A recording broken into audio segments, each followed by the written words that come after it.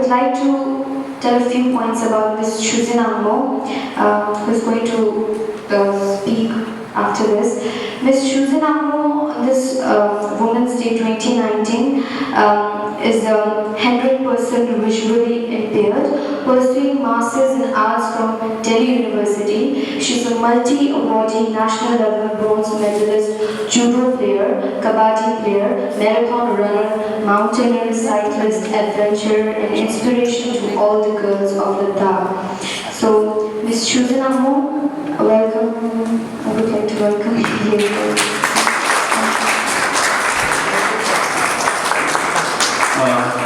Good afternoon, everyone. Before her speech, I would like to show a documentary, sort of documentary on her, what she did till date. So please look at this carefully. Thank you.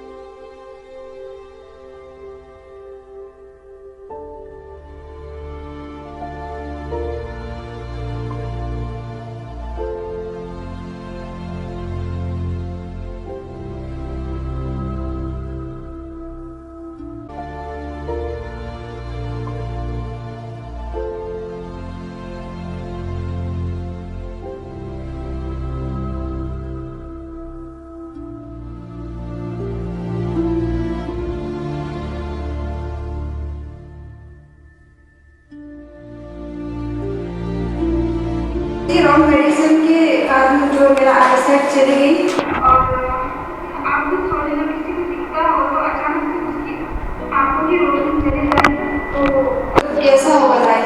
तो उसी तरह मुझे भी यही लगता था कि मेरी लाइफ सब खत्म हो चुकी है। अपने इस गलती पर और मेरी फैमिली में एक बोझ हूँ मैं तो यही सोचती है। तो फिर धीरे धीरे मैंने अपने चैलेंज को एक्सेप्ट किया और कहते हैं आपने कहावत सुनी भी होगी कि भगवान एक दरवाजा बंद करके तो दूसरा दरवाजा खोलता है। तो फाइनली मैं महाबली लद्दाख में पहुंची और मुझे वहाँ पे एजुकेशन प्राप्त करने का अवसर मिला और मेरे लाइफ में एक नई मतलब रोशनी गई या जो कहे और यहाँ आगे बढ़ने की एक राह मिली और यहीं से मैंने अपने सेकेंड लाइफ कहूँ या नया लाइफ यहीं से मैंने शुरुआत की है। और 10th तक मैंने महाबोधि में स्टडी किया। उसके बाद जो है +1 to +2 जो है चंडीगढ़ से किया है। और जब मैंने मतलब लाइफ में मैंने जो भी किया है उसमें स्टार्टिंग में मुझे हर चीज़ में जो है स्ट्रगल करना पड़ा, मुश्किल का मतलब सामना करना पड़ा। जब मैं चंडीगढ़ में +1 के लिए एडमिशन के लिए गई थी स्कूल में तो उन्होंने मना कर दिया, कहते ऐसे बच्चों में हम अपने स्कूल में नहीं देते, पहले कभी लिया है और अभी नहीं दे सकते। तो हमने फिर भी हमने हिम्मत नहीं हारी और हमने बहुत स्ट्रगल किया, प्रिंसिपल मैम से बात की तो फाइनली मुझे वहाँ पे एडमिशन मिल गया क्योंकि वो स्कूल जो साइंस स्कूल था और पहले कभी वहाँ कोई बिजली चैलेंज पढ़ी नहीं थी। फाइनली मुझे वहाँ पे एडमिशन मिला और मैं मतलब रेगुलर क्लास जाती थी और टीचर ऐसे भी थी कि उन्होंने मुझे पूछा कि बेटा तुम अपने जैसे बच्चों के साथ स्टडी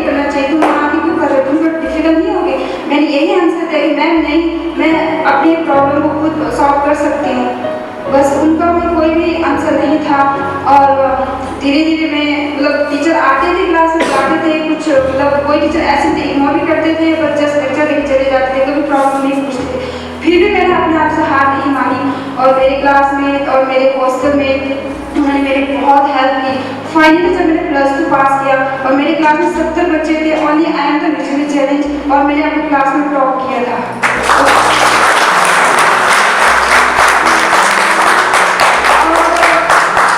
फाइनली 2 टीचर मेरे से इतना मतलब उम्मीद नहीं रखते थे, उन सबका दिल जीत के आए हैं। और अगर आज उस स्कूल में कोई विजुअली चैलेंज जाएगा तो उनके लिए रास्ता खुल जाए, वो ईजिली उन्हें एडमिशन दे।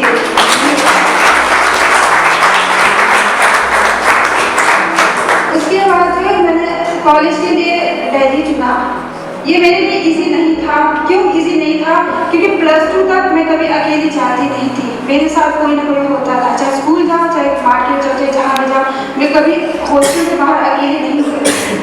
लेकिन फिर भी मैंने डिसाइड किया कि मैं कॉलेज करूँगी तो दिल्ली यूनिवर्सिटी से, और एडमिशन मिला मुझे मिरांडा हाउस कॉलेज में। और फर्स्ट टाइम मुझे मतलब 1-2 महीने तो मुश्किल हुई, क्योंकि मैं जो हम लोग वाइट कैन यूज़ करते वो भी नहीं करती थी, और एक तरफ से थोड़ा बहुत कभी अकेले कहीं नहीं, ये भी मेरे लिए प्रॉब्लम था। और दिल्ली जैसी जगह में तो हमारे बहुत प्रॉब्लम, मतलब जो मेरे बच्चे रह रहे थे उनकी तो प्रॉब्लम नहीं था, लेकिन मेरे लिए था। फिर भी मैंने अपनी हार नहीं मानी, और एक तरफ से मैंने ये भी सोचा कि नहीं, मैं नहीं कर सकती हूँ और मुझे प्राइवेट कॉलेज मतलब प्राइवेट से करना चाहिए, मैं नहीं करूँगी। तो मेरे कुछ मैडम ने ये बोला कि अम्मू ये तो तुम्हारे लिए एक शुरुआत है, तुम अभी से इस मतलब छोड़ दोगे, गिव अप कर दोगे, तुम आगे कैसा करोगे अपनी लाइफ में। तो उन्हीं बातों को मान के मैं आगे चलती रही, और आज मैं फुली इंडिपेंडेंट हूँ। पूरा दिल्ली अकेली घूमती हूँ, दिल्ली छोड़ो, दिल्ली से चंडीगढ़ जहाँ भी अगर जाने के लिए मैं अकेले ट्रैवल करती हूँ। I am not dependent.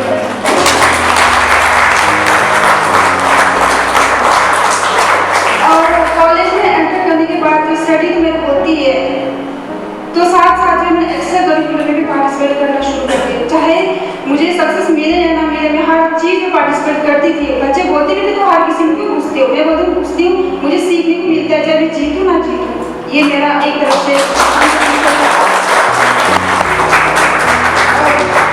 और धीरे धीरे स्पोर्ट्स फील्ड में जाने लगी, क्लाइंबिंग, ट्रैकिंग, जहाँ भी मुझे अपॉर्चुनिटी तरह में घुस जाती है, मतलब हर जगह में पार्टिसिपेट करने के लिए तैयार होती थी।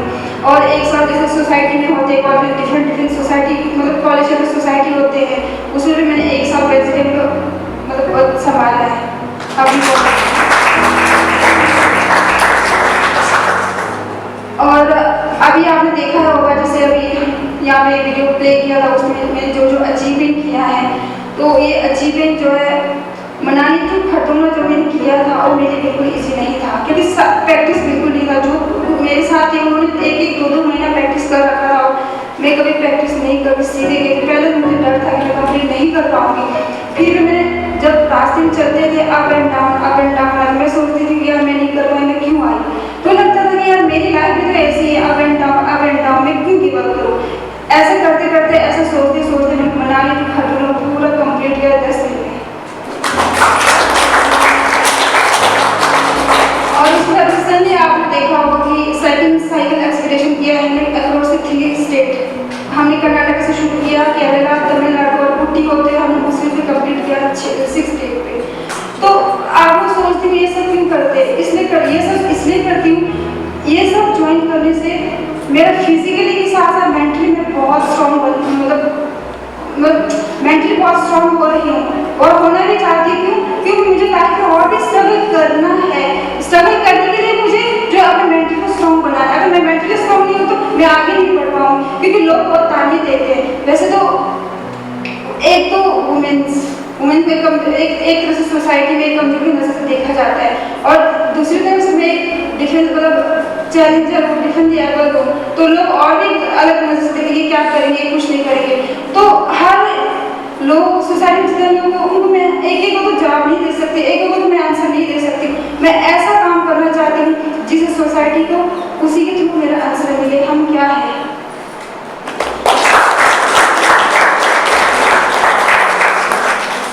और अभी मैं इसलिए जूडो खेल के आई। जूडो में बहुत मुश्किल से मैंने एक हफ्ते का प्रैक्टिस किया था।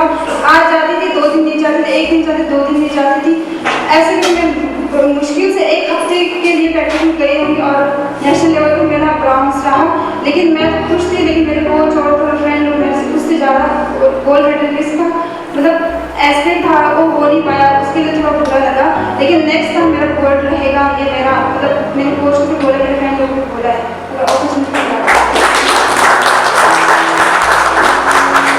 और एक क्वेश्चन और पूछते मेरे से, क्योंकि मैंने मतलब सब कुछ मतलब हर चीज़ में मैं पूछ जाती हूँ जहाँ पे मतलब अपॉर्चुनिटी मिलता है। ये लोग पूछते तो हर जगह क्यों पूछते हैं, मैं यही आंसर देती हूँ कि तुम्हें दिखता है तो तुम देख के तो कर सकते हो। तुम मेरे फ्रेंड मुझे एक्सप्लेन करते ये चीज़ ऐसी होती है ऐसी होती है, लेकिन मुझे मन से ना सेटिस्फाइड नहीं होते जब तक मैं उस चीज़ को प्रैक्टिकली करके नहीं देख लेती। मैंने टेनिस लॉन भी खेला है और पैराग्लाइडिंग की है, कबड्डी खेला है, inter college Delhi university inter college में क्रिकेट खेला है और हमारा बहुत अच्छा रिजल्ट रहा है। और मुझे लाइफ में जो है ना सिर्फ एक अपॉर्चुनिटी की ज़रूरत होती है और मैं हमेशा पार्टिसिपेट करने के लिए रेडी रहती हूँ।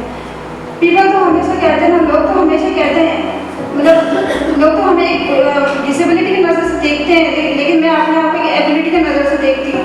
लोग तो हमें डिसेबल बुलाते हैं, लेकिन मैं तो अपने आप को नाम से बुला, तो मुझे कोई परवाह नहीं है। लोगों का काम है बोलना, मेरा काम है करना, उसी के थ्रू मैं लोगों को जाकर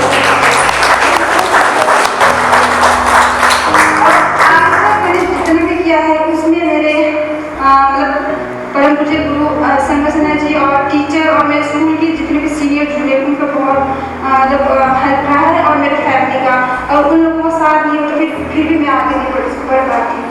तो आप लोग से भी ये निवेदन है, लाइफ में बहुत स्ट्रगल आती है, अगर मुश्किल भी आए ना आप पीछे मत हटे, उस चीज़ को करने की कोशिश करें। आपको 2 रिजल्ट मिलेगा, एक तो मिलेगा या तो आप उस चीज़ में सक्सेस होगी या तो आप उस चीज़ में जाके आप कुछ सीख पाओगे। बेशक आपको उसमें गुड रिजल्ट ना मिले, लेकिन आप सीख के ज़रूर आओगे, नेक्स्ट टाइम के लिए आपके लिए ईजी रहेगा।